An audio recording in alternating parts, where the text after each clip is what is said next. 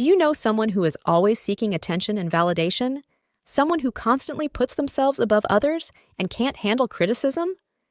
If so, chances are you're dealing with a narcissist. And in this video, we're going to reveal what can set them off and how to handle them with care. With your newfound knowledge, you can save yourself the hassle of dealing with them.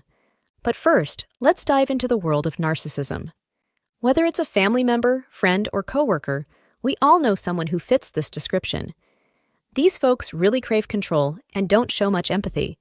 They often feel entitled, get offended easily, and can be quite manipulative. And their main goal is to be the standout in the room.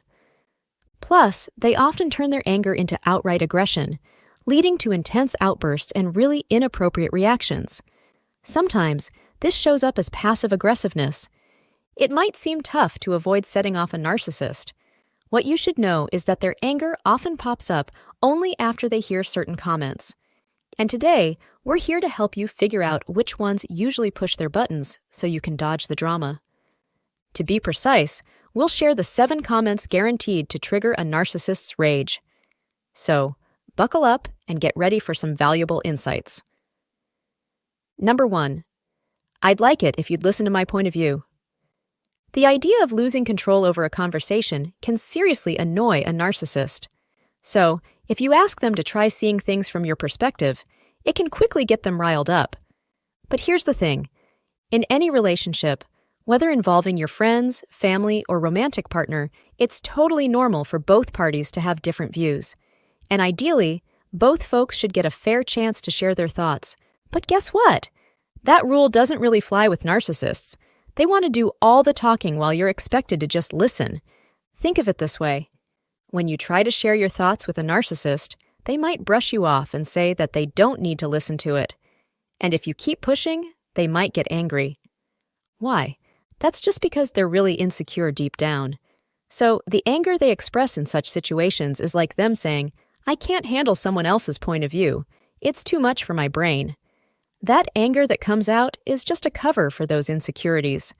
Number 2. Do you really think I'm stupid? Have you thought about calling out a narcissist with that statement? If so, you likely want to shine a spotlight on their need to always be on top and not really listen to what you're saying. You're fed up and already want to ask why they think so lowly of you. Well, if you ask them that question, it'll probably feel like you're challenging them. Guess what? They'll likely just double down on thinking they're always right.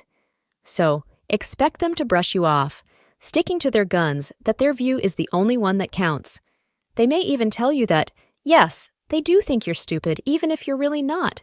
This kind of conversation will just show one of the sides of a narcissist, which is their constant need to feel superior. Number 3. Let's talk about the last time you made a mistake. You're basically trying to even the score with that statement. It feels like you're drowning in blame, shame, and accusations coming from the narcissist, right? So naturally, you want to hit back by pointing out their mistakes, sort of like saying, hey, if we're talking mess-ups, let's talk about yours too.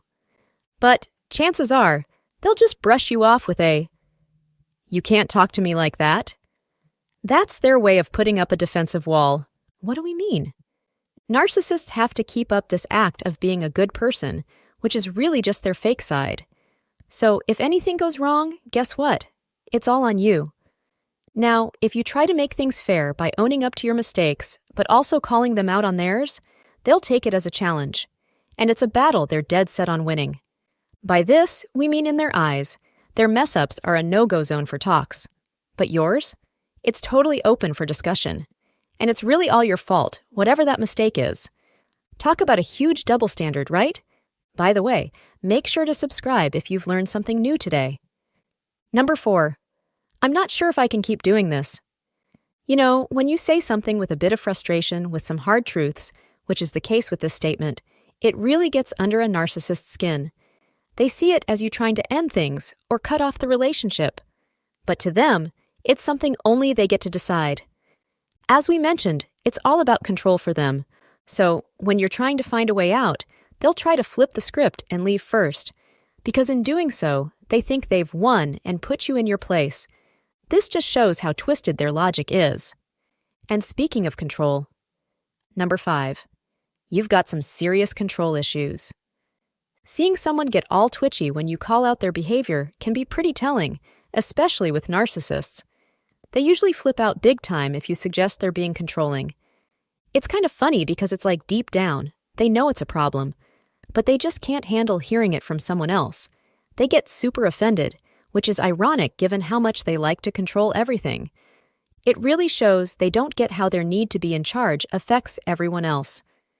When you bring it up, they take it personally, which just proves they're not great at taking criticism or seeing things from someone else's point of view. Number 6. That's enough. We've already talked about this. This comment might really tick off a narcissist because they see it as trying to shut them up or calling them dense. Remember, narcissists are typically pretty close-minded. They only want to hear their own opinions. And if they start rambling, they think they have the right to keep going without anyone cutting in.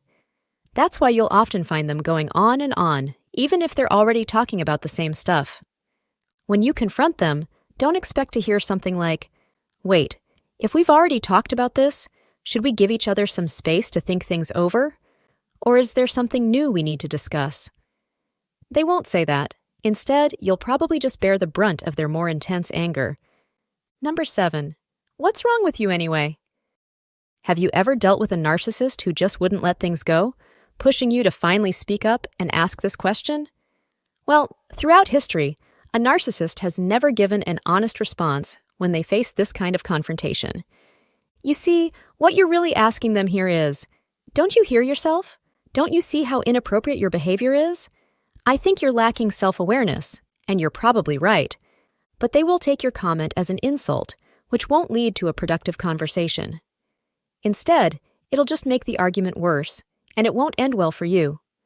So now, how should you handle a narcissist's anger, especially when comments like these trigger them? It's crucial to set your boundaries and let the narcissist know what you expect. Make it clear what you will and won't tolerate. Instead of getting tangled up in their immaturity, stay firm and assertive. Let them know, I stand for who I am and what I believe. I'll set my boundaries and won't get dragged into your chaos. Don't let yourself get caught in their endless arguments because you want to prove your point. Remember, they'll never admit to being wrong. They'll always think they're right no matter what. And if you liked this video, then check out these related videos to see more. And make sure to subscribe and leave a comment saying, I subscribed, and we will personally reply to your comment.